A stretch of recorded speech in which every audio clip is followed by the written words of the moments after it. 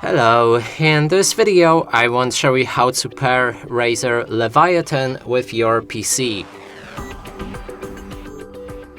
And to do this, first we'll need to click on the power button right here on the speaker. It should power on and you'll see the LED lamps flashing.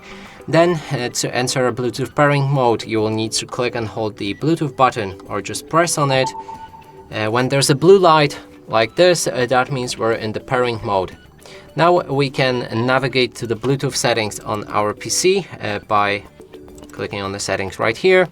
Then devices, Bluetooth and other devices, click on the plus button, select the Bluetooth and wait until your speaker is available right there.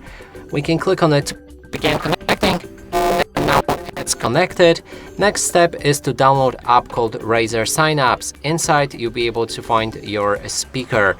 And now let's just restart it because I think it didn't detect my speaker. So we're gonna go with Razer Sign Apps. Nope, it didn't find the device, but as far as I checked, it's available right here in the support. Yep, it is. But for some reason, for me, it didn't detect. Maybe resetting your PC will fix it. So just restart your PC and check if your speaker is here in the devices. And that's it for this video. Hope you like it. Please consider